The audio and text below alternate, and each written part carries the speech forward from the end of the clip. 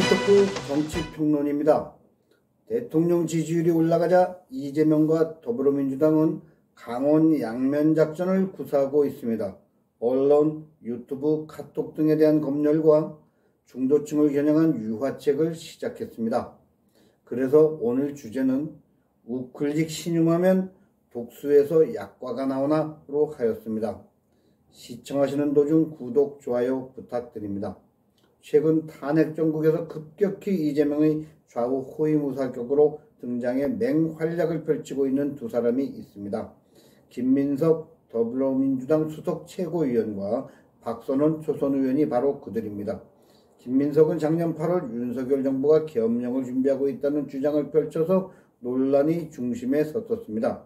2024년 22대 총선 당시에는 더불어민주당 상황실장으로 있으면서 사전투표와 본투표율을 선관위 발표와 거의 동일한 수치로 예측해서 경악을 금치 못하게 했을 뿐 아니라 역설적으로 부정선거가 있었음을 짐작해 했습니다. 김민석과 학창시절 삼민투, 민족통일, 민주쟁취, 민중해방 활동을 함께했던 박선원은 전남 나주 출신으로 문재인 시절부터 두각을 나타내기 시작했습니다. 그 또한 김민석과 비슷한 시기에 윤 정권이 계엄령을 예측했습니다. 지난 정권 국정원 제1차장 출신으로 사실상 국정원이 숨은 1인자로 인정받았던 그는 국정원 라인을 통한 정보력이 대단한 것으로 알려져 있습니다.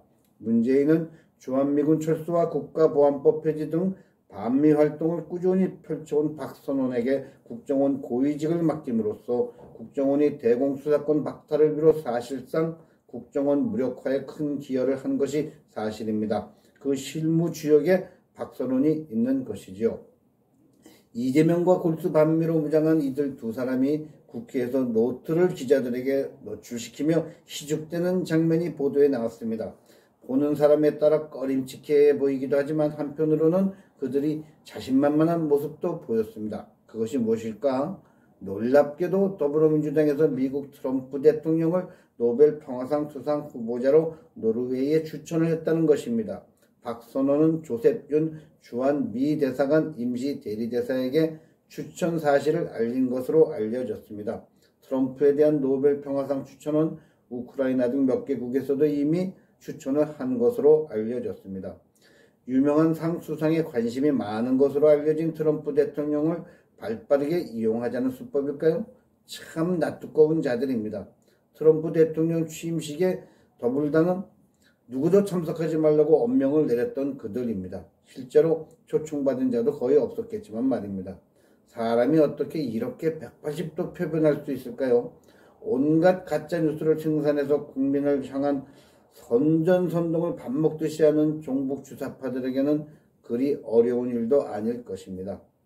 미국을 자기들 손바닥 안에 있다고 착각하고 있는 걸까요? 대한민국 국민을 선전선동해서 절대 의회 권력을 누리더니 세계를 향해서도 얕은 꾀를 쓰면 다 넘어올 것이라고 착각하는 것 같습니다. 이재명은 갑자기 본인과 당의 정체성에도 맞지 않은 우클릭 정책을 잇따라 내놓고 있습니다. 대표적으로 황당한 정책이 한미동맹 강화 정책입니다. 이재명은 지난 1월 21일 더불어민주당이 조국당과 합동으로 국회에 제출한 한미동맹 지지 결의안에도 본인의 이름을 올렸습니다. 잘 안 하던 짓이지요. 이들은 6.25 참전 한국군, 미군, 유엔군이 헌신과 희생에 대한 경의, 한미동맹이 대한민국 민주화와 경제성장의 기틀이 됐으며 한반도 평화의 기반, 동북아 안보의 핵심 축임을 재확인하고 여야를 초월해 한미동맹 강화 지지 및 한반도 평화 위한 지속적 협력을 약속하며 트럼프 2기 행정부가 대선 과정에서 공약한 우크라이나 러시아 전쟁 조기 종전 지지 등을 결의했습니다. 보고 있으면서도 너무 어색하네요. 도대체 이게 누가 하던 말입니까? 이런 것들이 다 거짓으로 점철된 결의문처럼 보입니다. 더불어민주당은 윤석열 대통령을 중국, 북한, 러시아를 멀리하고 한미일 동맹을 강화했다고 탄핵 사유에 넣었던 정당입니다. 윤석열 정부에서 해야 할 일들을 자신들이 마치 임시정부를 구성한 것처럼 나서고 있습니다. 참 뻔뻔하기도 합니다. 이재명은 그의 전매특허 공약인 기본소득 정책도 일단 보류하겠다는 발표를 했습니다. 민생이 급한데 민생지원금 25만원 때문에 못한다면 그걸 포기할 테니 추경으로라도 처리하자고 주장을 합니다. 얼핏 들으면 이재명이 민생의 진정인 것처럼 들립니다. 착각하면 안 됩니다.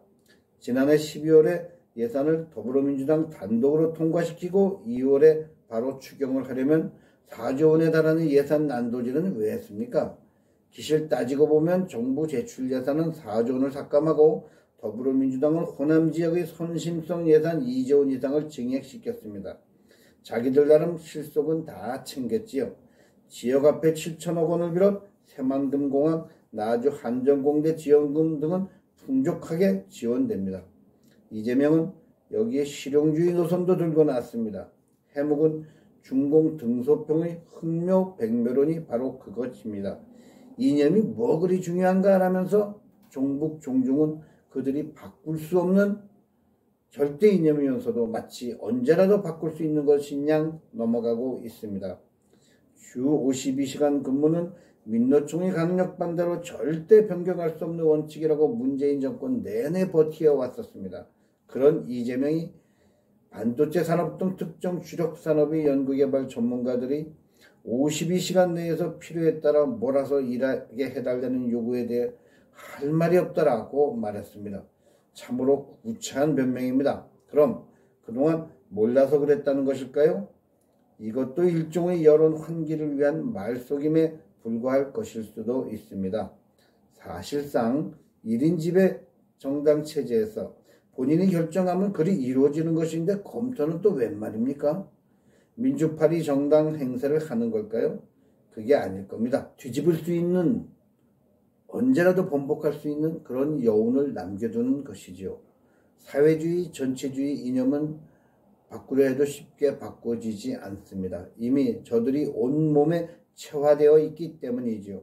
실용주의를 한다는 명목으로 외연 확장을 이루려다가 극좌 지지 세력의 이탈이 우려되면 손바닥 뒤집듯이 다시 말을 바꾸는 시기일 겁니다. 우리는 그런 현상을 수없이 목격했습니다. 대통령 지지율이 계속 오르자 조급함에 나타난 우클릭 정책이 그대로 실현될 것이라 믿는 국민들도 거의 없을 것입니다. 그럴 것이면 진작에 실행했으면 되었기 때문입니다. 국민들에 대한 눈속임으로 보이는 이유입니다. 독이 든 나무에 약이 든 과일이 나올 수는 없는 것입니다. 폴리토크 김승재 주필이었습니다. 감사합니다.